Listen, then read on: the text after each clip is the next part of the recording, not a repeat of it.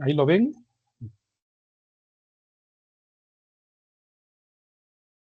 Sí, Ah, doctor, sí se ve. ¿se lo ven? Sí, doctor. Sí, sí, sí. Bueno, vamos a comenzar esta clase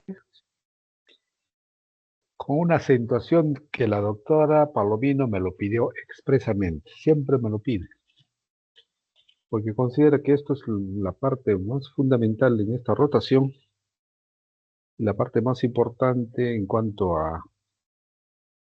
al aprendizaje que ustedes tienen que llevar, porque esto les va a ayudar a interrelacionar con el paciente, con los pacientes, mejor dicho. Y toda esa interrelación lo tienen que plasmar en una historia, en un documento que se llama una historia clínica, ¿no? Entonces, la historia clínica hay que saberlas hacer, o sea, no es cuestión de la historia clínica de hacer por hacer, sino hay que saber hacer. Tiene una metodología, tiene digamos, un sistema tal de que lo más importante al final de todos es que ustedes van a tener que redactar, o sea, hacer una redacción, van a tener que redactar la historia.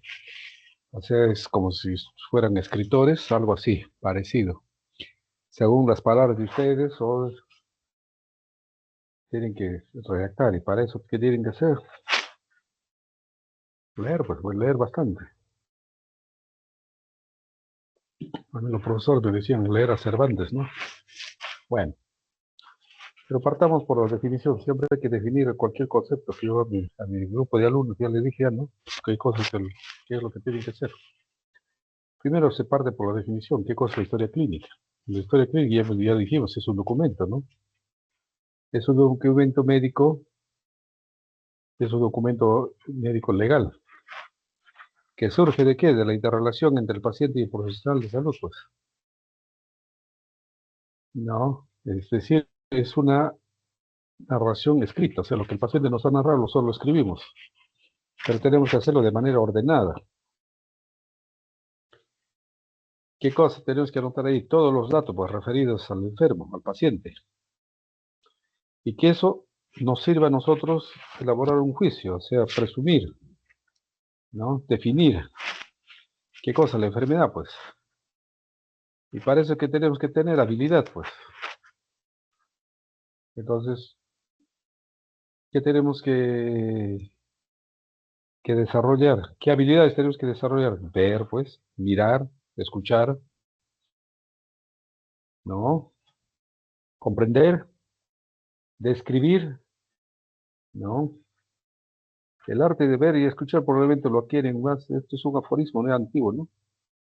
Con la práctica, pero el comprender y describir la enfermedad se lo van a aprender más con la lectura, ¿no? Por lo tanto, tiene que ser estudiar, pues, estudiar las enfermedades, ¿no? Y ahí se describe este aforismo, ¿no? Que no trato a quien no conozco. ¿Por qué? Porque la historia clínica nos permite conocer al paciente. Pero si no conocemos al paciente, ¿qué vamos a tratar? Eso es ya incluso es un aforismo muy antiguo, pero que tiene su validez. ¿Por qué es un documento médico? Porque recoge pues, toda la información relevante acerca de la salud del paciente, el cual puede ser obtenido en cualquier sitio, ¿no? En el hospital, en el centro de atención, en un consultorio, etcétera, etcétera, ¿no? Y que da pues un sentido, digamos, a la relación continua que debe haber entre el profesional de salud y el paciente, ¿no? Y es legal, ¿por qué? Porque está amparado por las leyes del gobierno, ¿ya? Cuyo acceso, según las leyes y los códigos, no se puede, pues, acceder así nomás, ¿no? Es confidencial, pues debe mantener la privacidad, confidencialidad y secretismo. Y la información que se anota en la historia debe ser veraz. Que la legalidad no solamente lo da el que la historia clínica debe ser confidencial, sino también a que es un derecho del paciente a que todo lo referido a su proceso médico esté anotado, ¿no? O sea, quede como una constancia, digamos, quede escrito, ¿no?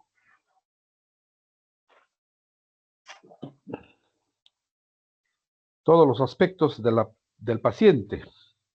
Por lo tanto, esa historia debe tener pues una identificación, ¿no?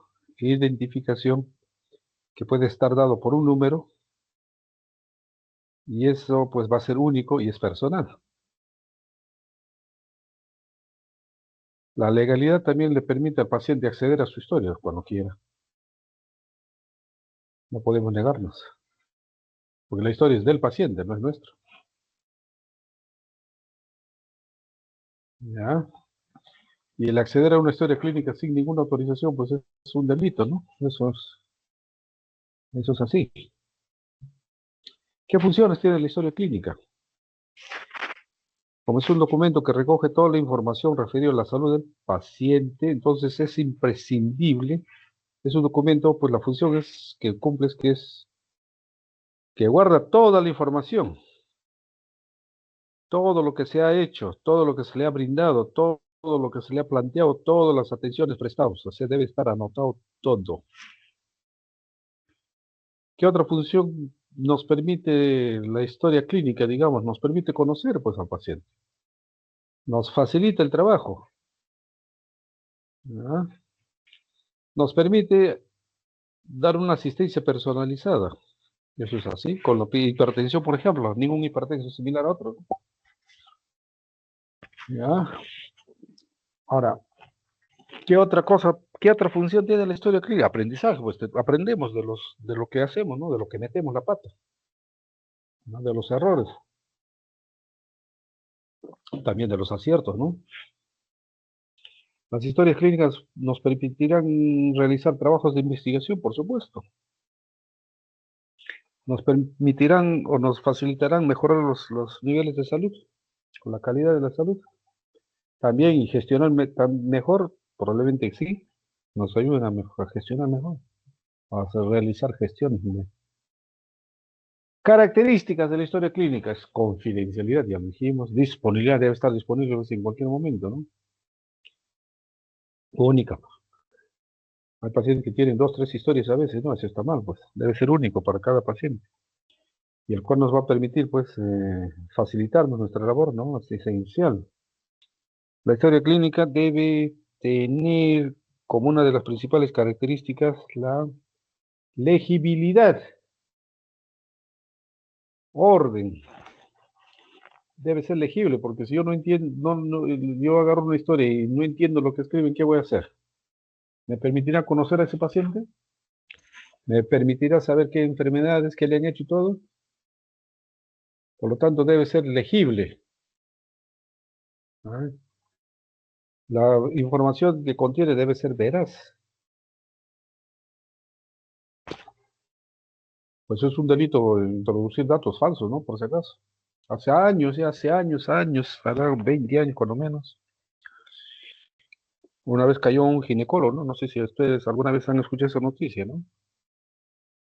¿Qué hacía este ginecólogo? Bueno, en las historias clínicas venían familias del extranjero, digamos, parejas del extranjero.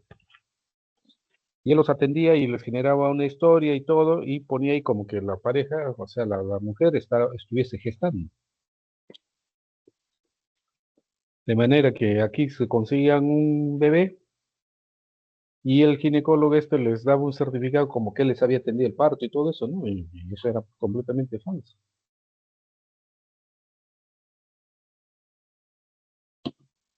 Eso fue una noticia muy comentada, ¿no? En los noticieros a cada rato salía de eso, ¿no?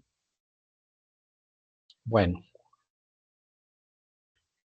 coetaneidad, ¿a qué se refiere con coetaneidad? Es una característica muy importante, es la coetaneidad. ¿Ya? Debe haber pues cierta similitud, simultaneidad con la atención. ¿A qué se refiere? Si el paciente viene por cefalea, por decir, no le voy a poner, pues, no le voy a poner una ecografía de próstata, pues. No hay ninguna, digamos, simultaneidad. Si viene por dolor de cabeza, pues tendría que pedir una pues, tomografía cerebral al menos, ¿no? O de craneal, que tenga lógica, pues, con el cuadro. A eso se refiere. Debe ser completa. Debe contener todos los datos necesarios, suficientes. los consentimientos, los controles, las funciones vitales, si hay protocolos, las hojas de los protocolos, todo debe estar ahí. Y otra de las principales e importantes características que debe tener una historia clínica es que alguien debe firmarlo, pues el que lo ha hecho. ¿Ya? El que lo ha hecho tiene que firmar y poner su sello, poner su rúbrica y de esta manera nos daremos cuenta de quién ha hecho la historia, así como en el hospital, ¿no? Ahora, cuando hay una historia, ven cómo está hecho la historia, y si la historia está buena, está mala y todo eso, verifican a quién es el residente que lo ha hecho, ¿no? Y de dónde viene. Imagínense si dice tal persona y Universidad de Villarreal, ya se imaginan, pues, el concepto. Por lo tanto, tienen que aprender a hacer bien las historias clínicas. Partes de la historia clínica, siempre partimos por la ectoscopía. ¿Ya? Así en muchas clases no les digan eso, pero al menos para mí es de muchísima importancia. La ectoscopía tiene tres partes principales. Primero, ¿de dónde surge la ectoscopía? Del contacto, pues. Por ejemplo, uno está en el consultorio, ingresa el paciente. ¿Qué hace el médico? Lo primero que hace es verlo, pues, al paciente. Ver primero su edad aproximada y su sexo. ¿Es varón, es mujer, es niño, es joven, es adolescente, es adulto, es de la tercera edad? ¿Por qué? Porque eso, pues, nos ayuda muchísimo. Si hay algún signo destacado, si uno lo mira y uno aprecia algún signo destacado, si estuviese, si no hay signos destacados, se ponen, pues, no signos. Y la gravedad, pues. Si el paciente ingresa a la justa respirando apenas, está grave, pues. Si el paciente viene caminando como que no tuviera nada, no está grave, pues. Ya. Esos tres aspectos son muy importantes.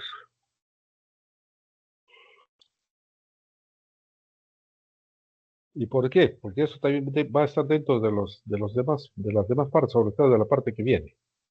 Después de la ectoscopía viene la anamnesis, pues. O sea, ahí empezamos ya con el interrogatorio. Después vendrá el examen físico. Con todo lo que tenemos en la historia, elaboraremos pues un diagnóstico sindrómico que podría tener el paciente. Para eso ya se elabora un Doc- plan de estudio. Aló, Sí, doctor, disculpe, quería consultarle si es que está haciendo el cambio de diapositivas porque en la proyección sigue en la misma. ¿no cambia? No, no, no está cambiando, doctor. Ya, ahora Uy, sí. Ya, ahora sí, ahora sí. Ya. Sí, doctor, ya está. ¿y por qué no cambia? Qué raro, ¿no?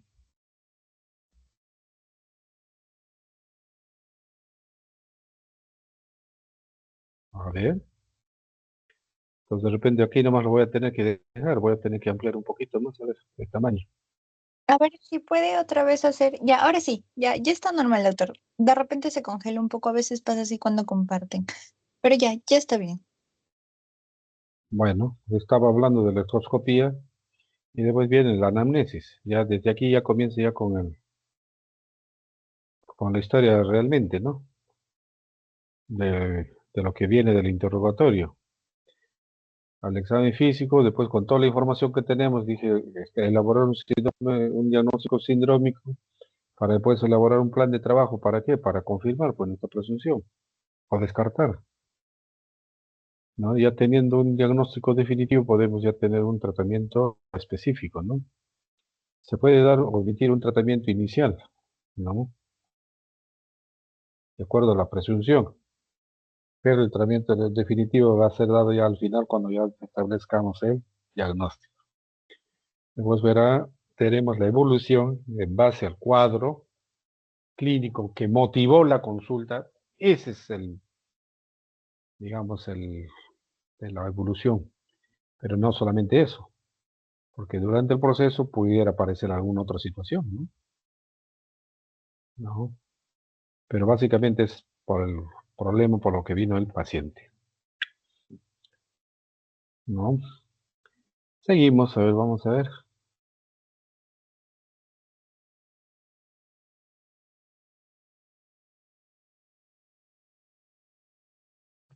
La anamnesis puede ser directa o indirecta. Directa es cuando obtenemos los datos del mismo paciente, indirecta es cuando obtenemos los datos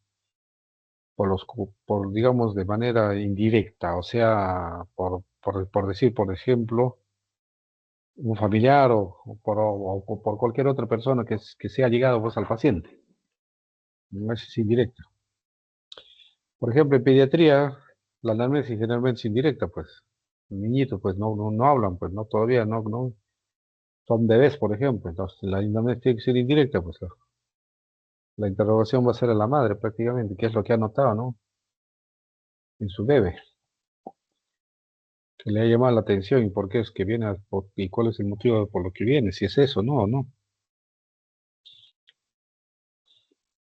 Luego vienen los datos de filiación, identificación, motivo de consulta, cuál es lo que lo llevó, qué lo motivó a acudir, pues, a buscar ayuda, ¿no? Médica. La enfermedad actual donde consta el tiempo de enfermedad, la forma de inicio y los signos y los síntomas. Y después continuaremos con los antecedentes y demás datos. Vamos a ver, primero acá. Con relación a la afiliación.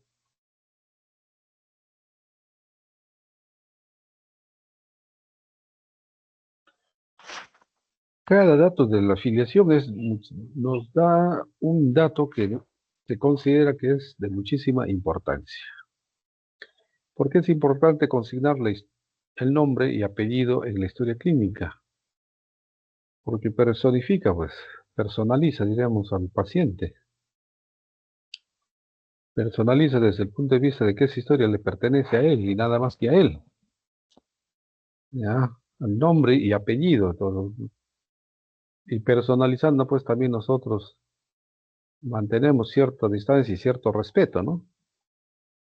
No podemos decir, pues, por ejemplo, uno está teniendo un consultorio y decir, pues, que pase el siguiente. Se ve muy mal, pues, ¿no? Al menos uno podría decir, si se apellida Jiménez, bueno, al menos decir, pues, señor Jiménez, pase usted. Entonces nos personaliza el nombre y apellido. Saber su nombre y apellido nos personaliza al paciente. Después viene la edad. ¿Por qué es importante la edad para el médico? Porque digamos, estamos encasillando al paciente en diversos grupos etarios. Puede ser niño, puede ser adolescente, estamos catalogando dentro de los adultos, si es adulto, y es más, dentro del niño podemos poner incluso, ¿no? No, ¿no? Infante, no, así, ¿no? Y por tanto, prepuber, puber, algunos lo hacen eso todo, ¿no? Bueno, y eso es en razón aquí nosotros encasillamos al paciente en grupos etarios, porque desde que ya comenzamos a interrogar al paciente y encasillarlo en un grupo etario, pues vamos a encasillar, pues, que en ese grupo etario, pues, hay cierta predominancia de algunas enfermedades, ¿no? Por ejemplo, si el paciente es niño, 8 años, está, pues lo encasillo pues en el grupo de niños, ¿no? Por decir, puede ser entre 5 a 10 años, por decir, el grupo. Y no voy a pensar pues en este grupo que va a tener pues un problema de próstata, pues, ¿no?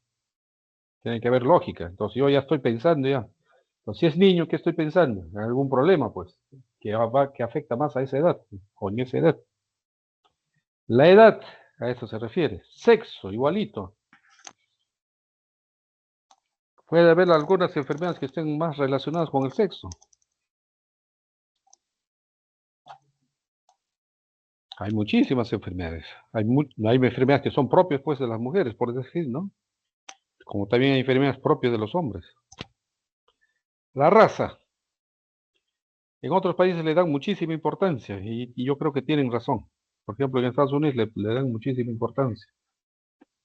¿Por qué? Por la predominancia de ciertas enfermedades en diversos grupos raciales. Eso es así, ¿no? Ahí uno no puede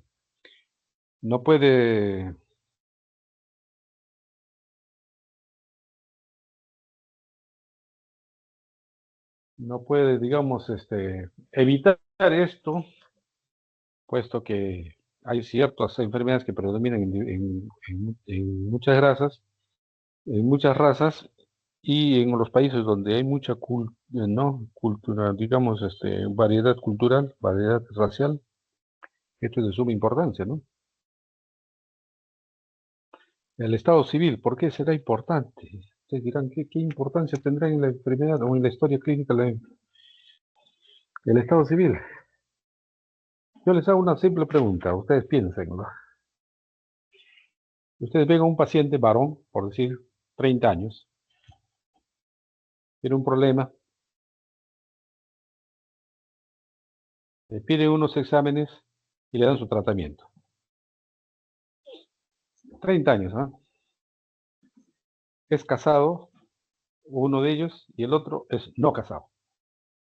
Por lógica, por lo que sabemos, por la cultura que tenemos y todo eso, ¿quién cree que cumpliría más o mejor las indicaciones?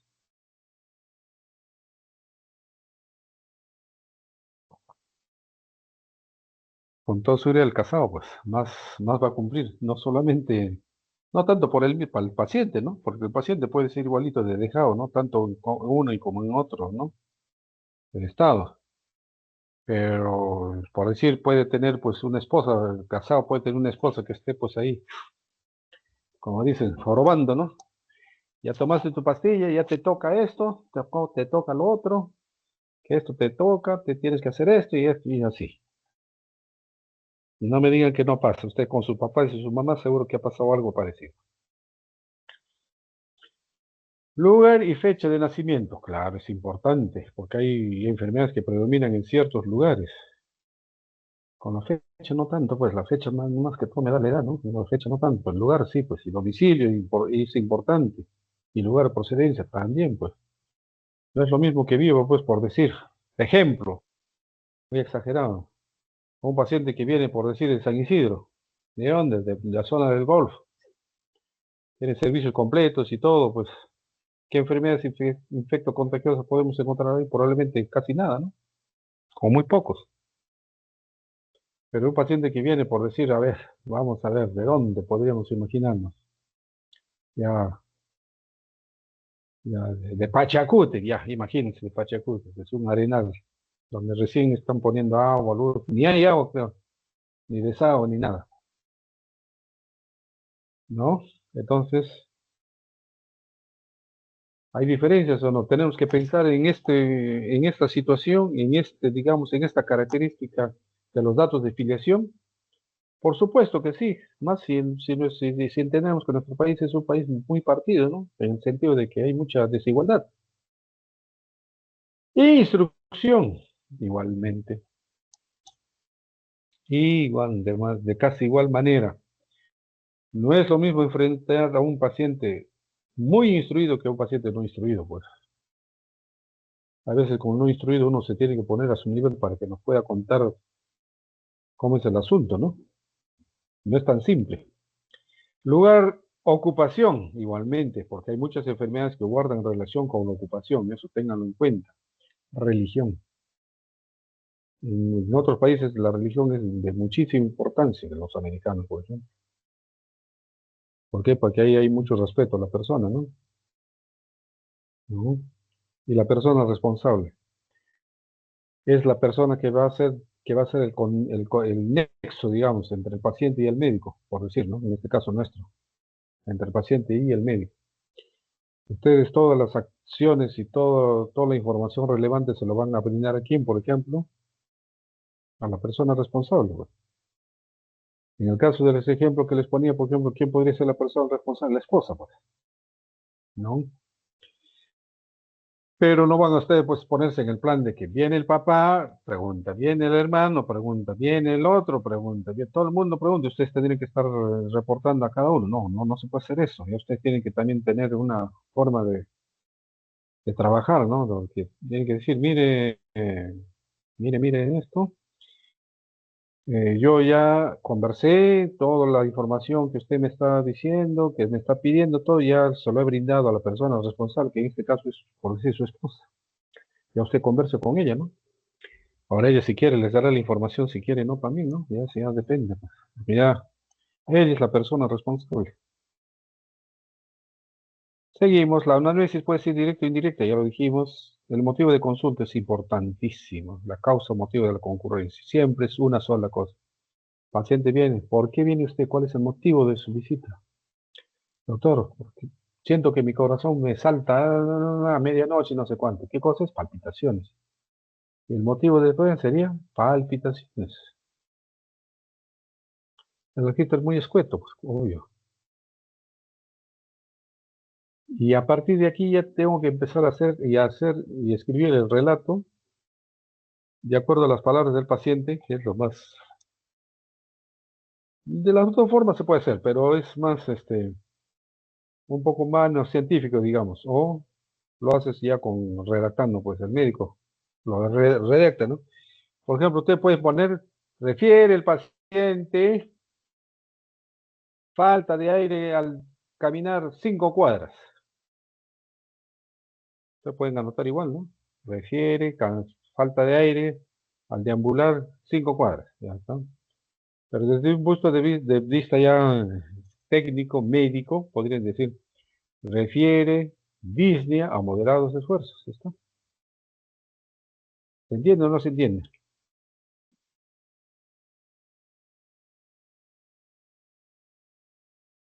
La enfermedad actual es núcleo interrogatorio. Vino el motivo por lo que viene, tiempo, ¿desde cuándo padece esa enfermedad? ¿Desde cuándo? Esa molestia, por decir, ¿desde cuándo está padeciendo? Entonces, ese tiempo nos va a dar nosotros una idea de qué, de agudeza, pues.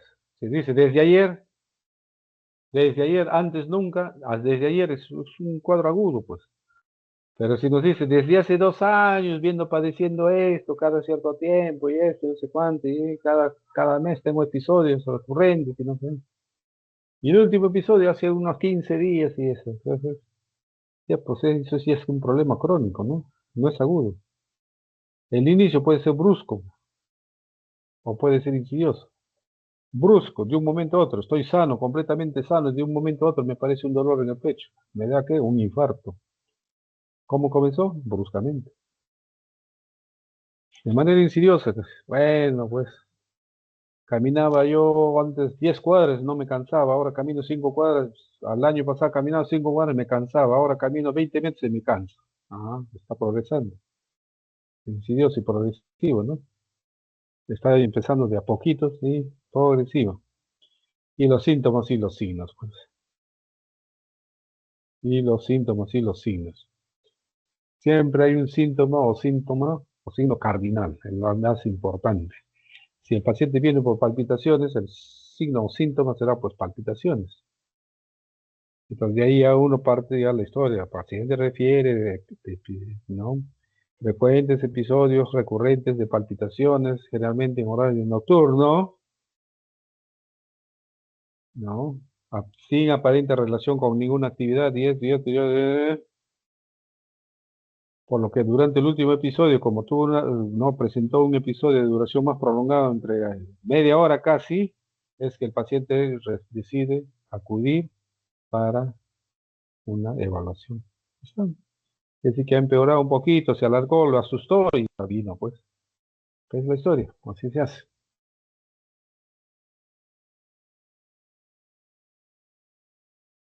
Antecedentes, ya eso ya lo han hecho creo que en la historia clínica general.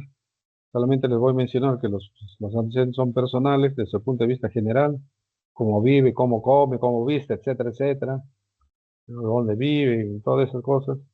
Fisiológicos es tener alguna idea de cómo es él desde el punto de vista de su nacimiento, ¿no?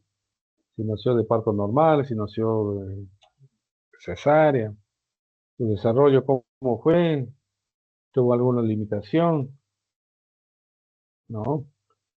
Y etcétera, etcétera, etcétera, las vacunas que tuvo, etcétera, etcétera, etcétera. Y después vienen los patológicos. ¿Qué enfermedades importantes ha padecido o padece desde que pueda recordar, pues, ¿no? Desde que pueda. Recuerda, después vienen los antecedentes familiares, básicamente están dadas en relación a una historia familiar de la enfermedad per se, ¿no? Puede ser una enfermedad familiar, pues. Y después viene el examen físico. Para el examen físico, ¿qué se requiere? Desarrollar, aprender, obtener destreza, obtener habilidad para poder nosotros desarrollar o hacer un examen físico adecuado. Para eso aplicamos qué técnicas. Vemos, pues, inspección, tocamos, palpamos, ¿no? Golpeamos, o sea, eso se llama percusión y escuchamos, auscultación, ¿no? Y para eso, ¿qué tenemos que aprender? Todo lo que es normal primero. Este ruido es normal, este ruido es normal, este ruido es normal, este ruido es normal o anormal, ¿no? Ya que puede tener algunos de esos aspectos.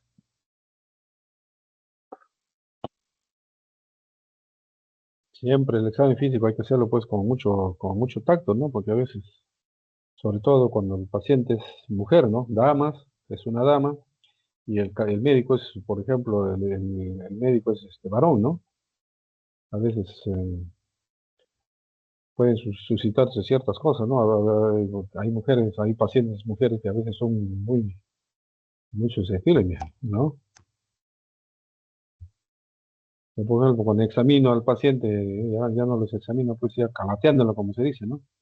Simplemente ahí, bueno, se escucha muy bien con el esteto, se escucha bien, ¿no? Pero había una paciente, por ejemplo, que yo le ponía el esteto en esto y me retraía, me retraía, me retraía. Le digo, ¿pero qué le pasa a usted algo? Le digo, ¿qué es lo que tiene?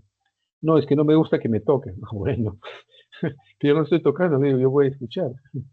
Ni siquiera le tocaba, pero así son, pues algunos pacientes, así, hay de todo, para que sepa. ¿Ya? Y después pasarán al examen físico, pues, al examen físico, partiendo con las funciones vitales, desde el aspecto general, que ya lo han visto, y el examen regional, que también ya lo estamos viendo con la rotación que están haciendo. En este caso, desde el punto de vista cardiovascular, vamos a partir el examen por el cuello. En el cuello tenemos que ver dos aspectos. Cómo es, ¿no? La función venosa, o sea, la presión venosa y cómo es la presión arterial. Entonces, en este caso, los latidos arteriales, la carotidia sobre todo, ¿no? Ese aspecto es que nos atañe desde el punto de vista cardiológico, ¿ya? Desde el punto de vista cardiológico. Tórax y pulmones, claro, que nos atañe, sobre todo para ver si hay congestión o no hay congestión, ¿no? Y desde el punto de vista cardiovascular, que tenemos que tener una secuencia, ¿no? Tenemos que tener una secuencia primero, pulso, pues. Pulso, tenemos que ver qué cosa es el pulso. Tenemos que definir qué cosa es el pulso. ¿Cómo, qué carácter tiene este pulso? Después pasaremos a aplicar las técnicas. Primero miramos, pues, a la inspección. ¿Qué nos impresiona? ¿Cómo es el tórax? ¿Hay algún choque de punta? ¿Hay algún choque de válvula, qué sé yo, que se pueda apreciar en la pared costal, ¿no? Después de la inspección, básicamente si hay choque de punta visible, sí o no, y o latidos arteriales, sí o no. Me refiero a los latidos arteriales, se refiere de la aorta y de la pulmonar, ¿no? A veces se puede ver cuando están dilatados. Pasaremos a la palpación. En la palpación, igualmente, choque de punta. Primero con la palma y después con las puntas de los dedos, con los pulpejos de los dedos, para apreciar las características. Si tiene presistólico, protodiastólico, si es amplio, si es circunscrito, etcétera, etcétera, etcétera, etcétera. Después si hay tercer, cuarto, o sea, el latido paravertebral izquierdo, no, paraesternal izquierdo. Si hay chasquidos de cierre de la válvula mitral, de la válvula pulmonar y de la válvula aórtica, perdón. Ya, o sea, estamos ahí palpando. Hay ¿Hay frémitos o no? ¿Qué cosa es el frémito? ¿Qué cosa es frémito? Pregunta a su profesor porque les enseñe. ¿No? Frémito y después pasaremos a la auscultación. La percusión en cardiología queda prácticamente está abolida, no existe. Pero sí nos vamos a la auscultación. Y la auscultación también debemos a seguir una secuencia. Lo primero que tienen que ustedes auscultar es cómo es el primer ruido. Olvídese de soplos, olvídese de todo. Céntrese solamente en el primer ruido. ¿Cómo es? ¿Es normal? ¿Está aumentado? ¿Está disminuido? Primer ruido. El segundo ruido que tiene su componente aórtico pulmonar, sus características lo apreciarán pues en esos niveles, o a ese nivel, a nivel del foco aórtico, a nivel del foco pulmonar. Puede estar aumentado, puede estar disminuido, puede estar doblado, desdoblado, puede ser único, puede ser paradojal, etcétera, etcétera. De manera tal que lo que encuentren les va pues, a orientar o les va a ir orientando a una situación, ¿no? Cardíaca. Y después pasarán a la auscultación. ¿Ya? Primer ruido cardíaco, ya les menciono de nuevo, las características en el ápex. Y del segundo ruido cardíaco, componente aórtico, componente pulmonar en los respectivos focos. Después de apreciar el primer ruido cardíaco y el segundo ruido cardíaco, verán si hay ruidos agregados. Buscarán, por ejemplo, si hay presencia de tercer ruido, cuarto ruido, y si hay frote o no. Frote, que es cuando hay una pericarditis, frota, pues, ¿no? Rap, rap, así es más o menos. Rap, rap, rap, rap, rap, rap, se escucha, y si uno escucha eso, pues, ya uno piensa, pues, puede ser pericarditis, ¿no? ¿No? Y también tenemos que, después de eso, tenemos que ya auscultar soplos. O sea, la auscultación tiene tres fases, ¿no? Primero es primer ruido, segundo ruido. Segundo punto es tercer ruido, pregunta. Cuarto ruido, pregunta. Un frote, pregunta. Y la última fase ya es relacionada al soplo. El soplo donde lo escuchamos, o sea, el foco. ¿Qué características tiene? Puede ser eyectivo, puede ser regurgitante, puede ser, ¿no? De la amplia variedad de soplos que puede haber. Y dependiendo del área y todo, pues sospecharemos, pues, ¿no? Sospecharemos, ¿no? Y así. Muy bien. Este es el alcance que les quería dar con respecto al pedido de la doctora. ¿Alguna pregunta?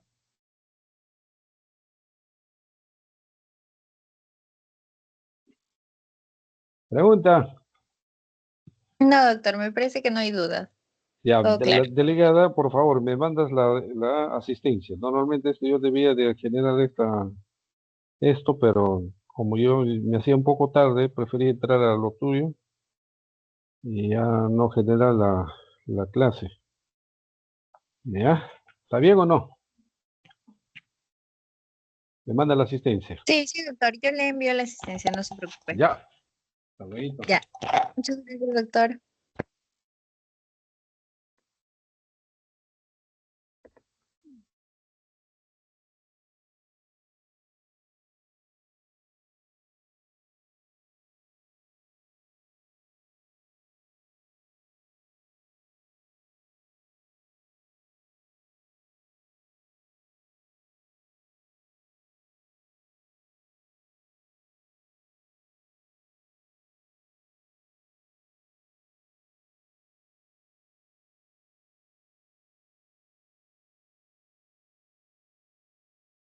Ya está, chicos. Pueden retirarse y por favor, únanse a la otra clase.